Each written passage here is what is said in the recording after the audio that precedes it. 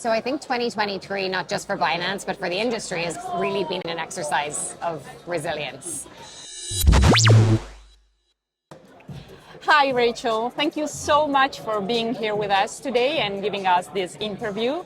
For me, it's an honor to be here with you. So, Rachel, you are the CMO of Binance, the biggest exchange in the world. That's a great professional achievement. Can you share with me what was your experience and your professional road that brought you here today? So first of all, thank you for joining us here at Binance Blockchain Week. It's great to see so many international people that have taken the time out to join us here in Istanbul and Turkey. I'm going to show my age now, but I've got over 20 years experience in marketing and media. I've spent a lot of time working with many different types of brands, both on the agency side and within brands, and I've been a founder of brands as well. Just before I joined Binance, I had spent a lot of time in sports and entertainment. Okay.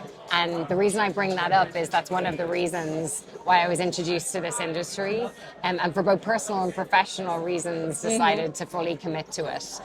During COVID, I was working in sports entertainment in one of the best companies. I'm still very close to them, working with some of the best sports properties, talent, entertainment platforms. And we had a lot of fintech and crypto companies that were coming to us, asking for us to build marketing and cultural programs for them that would help make them relevant, make them mainstream. And there was really a lack of understanding, I felt at that time, on what was needed to build a playbook to help you stand out. It was like, let's put a logo on a wall and then everyone will know who I was. And and I both know that's not true. You have to tell stories. So at that time, COVID was a crossroads for many, I feel.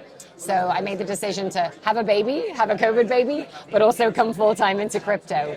And I haven't really looked back. And now I have this incredible opportunity to work with an amazing team, an amazing leadership and a founding team, as well as a 200-strong marketing team to help really drive what is the future of the brand, building on incredible foundations that we already have. That's amazing. So I can tell that you come from marketing and media and a lot of experience also because you are the mind behind the latest Binance partnership, the huge partnership like with Cristiano Ronaldo, The Weeknd, or Alpine Formula One.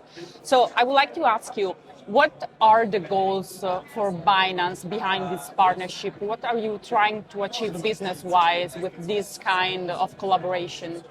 So we're a very young industry still. Even when you look at Binance, we're only 6 years old. Yeah. And we've only scratched the surface of what we can achieve. And while we have 150 million users in 100 countries, if you look at the global crypto penetration rates, we're still only at 4.5%. So a large part of the driving force behind those partnerships was how do we invite new audiences, new companies, new platforms in to engage with us to truly understand what is the full potential of blockchain and crypto. I think specifically with some of the big global projects that we have, such as Ronaldo and such as The Weeknd, we're in a really privileged position. I know I worked at Ronaldo in my former world on the other side. He said no to a lot of brands, and thankfully, as we started the conversations with him and as the team brokered that partnership, there was a real meeting of minds on what he could and how he could use our technologies to really engage with his audience and his fan base in a different way. Okay. So for us, it's about supercharging the fan experience, showing really everyday uses, whether it be through NFTs, through fan tokens, or just through overall educational experiences on how people can enter into this world. And for them, it's about really understanding how to use new technologies the same way they did with social media 15 years ago, to really connect with their fans in a new way. So it's a two-way, very authentic relationship. Of course.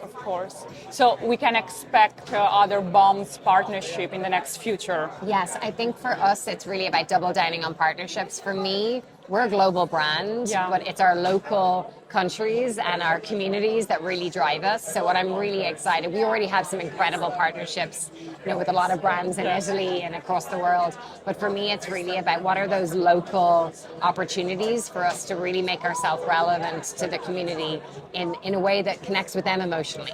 That's a big part of what we're trying to do. That's amazing. So talking about the future, we are approaching to the end of 2023. And are we? Oh my goodness. Yeah, really we frightening. are. We actually are. And it's been a roller coaster year for crypto, not only price-wise, but also regulation-wise. So what are the most important milestones Binance achieved this year, and what are the challenges you expect for the next year? So I think 2023, not just for Binance, but for the industry, has really been, and the last 2 years have really been an exercise of resilience. I'm really proud to be able to say, though, despite that, the momentum behind the business has been phenomenal. You know, in terms of there's so many milestones, I don't think I can share all, but you know, one that I think is critical for us inviting new users in is around regulation. Mm-hmm. That really is going to be the root core of like how we drive more user security and safety. And we're in a really privileged position that we just hit 18 licenses globally, which makes us the most compliant, most regulated exchange. And that's important not just as a piece of paper or credential. That's really important as we look to welcome new audiences in who may be scared by what is a lot of the media disinformation that talks about volatility and user issues. So for me, that's a big point of pride. I think to be more fun, though, we've also achieved a lot from a marketing perspective. You know, we managed to get Ronaldo to do the lie detector test, which wasn't an easy bit. That's a great one. But, you know, that captured the imagination of, you know, not just his fans and our community, but it went beyond. Mm-hmm. Like, I think that was a really successful moment. And obviously one that, you know, I'm very proud of is the 6-year anniversary. I think that moment, although it feels like dog years when you look at what's been achieved. Yeah, of course. You know, back in July, we celebrated our 6-year anniversary, and around that time, we also hit the milestone of 150 million users. Wow, in 6 years, it's a great So it's incredible. I think this is unparalleled when you look across other industries. Yeah. And for the next year, what do you think will be the challenges, not only for Binance, but for the whole sector, the whole crypto and Web3 world? I think we still, look, I hate talking about the obstacles. I prefer talking about the opportunities because I think that's what we as an industry need to focus on. What are the opportunities then? Exactly, not to be. And for me, I think it's clear from the appetite that we have 2,000 plus people here this week. We have hundreds of thousands of people joining in from home to look at this content and to understand like what's next, what's new, how do they engage? And I think that's a critical point because that means there's a curiosity and an appetite and education for this industry. Yeah. So we really need to double down on that. We need to, you know, community growth is going to be critical. Community growth is critical. You know, I've been blown away by the response from the KOL community all around the world. Like it feels like every country I go, it's like incredibly powerful. But I think also what we really need to focus on now is we're in the bear market. Hopefully shoots of a rally. Finger crossed. I don't know crystal ball. But what I think is really interesting there is around product, the opportunity for us to get ready for the bull and product enhancements, and also how we look at new product ships. And I'm really excited by some of the recent product ships we've had at Binance between copy trading. We're going to talk also about that. So as you said, we are here with more than 2,000 people. And for people who is watching us or listening to us, we are at Binance Blockchain Week in Istanbul.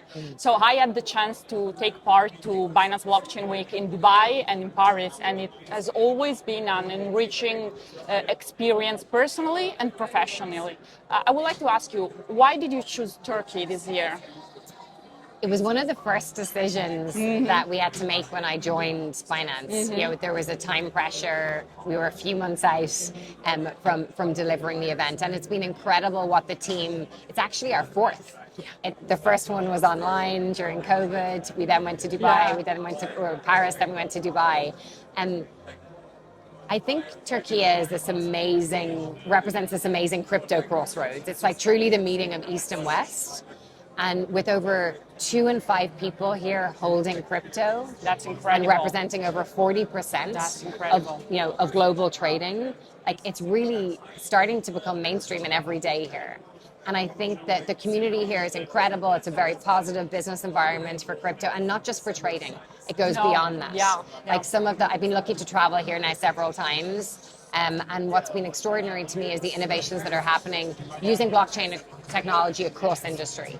And this is the type of environment that we need in order to learn from these markets where we hit higher penetration. We are able to showcase more use cases to understand how we bring those learnings to other markets. So It's been an incredible week, and I'm excited for what we can continue to do. Of course, here in Turkey.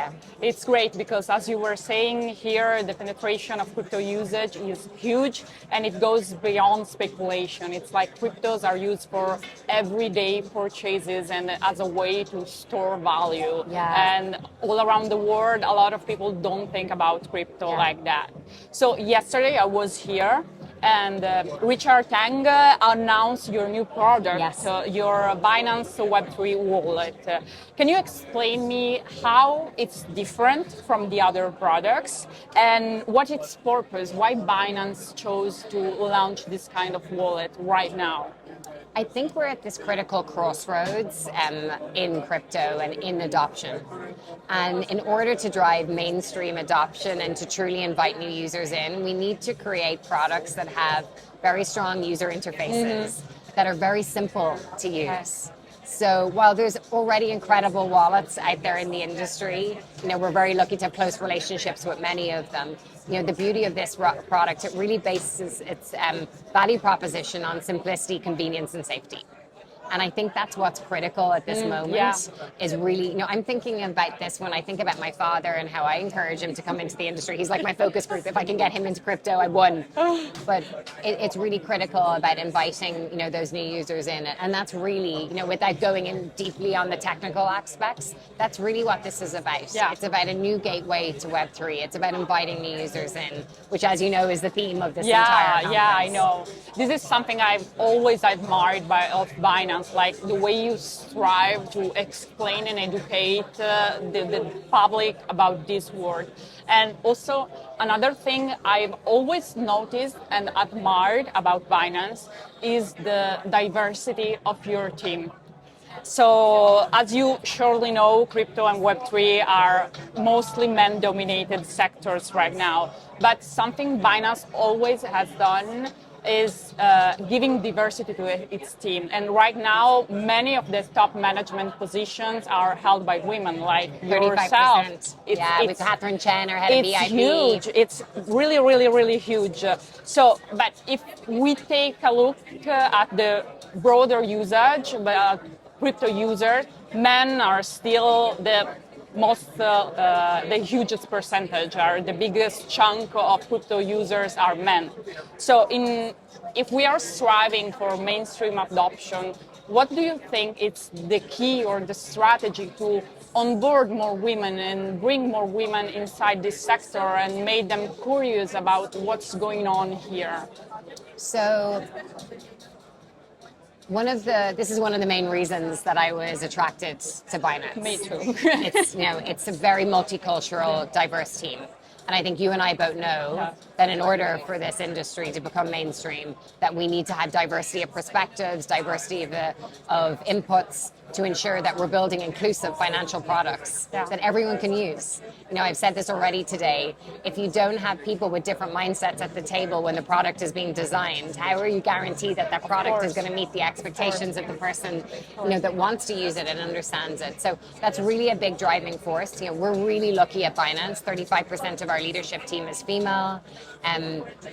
We have one of the few female co-founders in this industry. Yeah, she's incredible. Boss baby, total boss baby. Powerhouse. I know. Such an inspiration to so many of us who are female. But as I think what we need to recognize, and I had my own reservations about joining this industry at the beginning. As I mentioned, I timed a baby in crypto at the same time. But what I think we need as women to do, and one of the reasons we had the Women in Web3 stream over the course of today, was to demystify this industry. And again, it goes back to education, because that's going to be what empowers and unlocks and invites people in. Because if we're not educating and understanding and how to explain, it's a scary vernacular. I know. Alone. So many people are intimidated by that. It's like breaking it down. I think we just need to demystify, simplify, encourage and mentor, and it's not going to be in huge 1,000-person groups. It's going to be one by one. Yes. And I see as a woman in Web3 that's very lucky to be in a privileged position, I see that as a big part and a personal passion. Yeah. That's I don't want to be in 10 years' time where we're talking about another revolution where women have been left behind. I know. We have a common mission. I know, but let's also agree. like that goes against the ethos of what is crypto. Yeah, And what is this industry? So I feel that's really important for each of us as individuals to fly that flag. Rachel, thank you so much for being here with us today and for sharing your view and your opinion. The best of luck with everything. And grazie a tutti per averci ascoltato. Ci vediamo alla prossima. È tutto dalla Binance Blockchain Week. Bye! Ciao.